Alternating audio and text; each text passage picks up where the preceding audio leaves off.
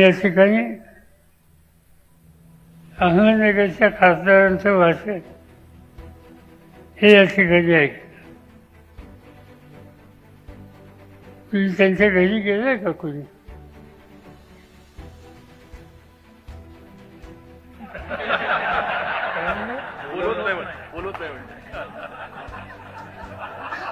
मग ते तुमच्याकडे येतील. एका लहानशा घरात म्हणजे अक्षरशः एक खोली अशा घरामध्ये राहणारा आणि रात्री 2-2, 3-3 वाजेपर्यंत लोकांना भेटणारा, लोकांचं काम करणारा प्रतिनिधी कार्यकर्ता म्हणून त्यांच्याकडे बघितलं जातं. आणि असे अनेक लोक. माझ्या मते राष्ट्रवादीचा हा ठेवा आहे, हा अतिशय मौल्यवान सेवा आहे.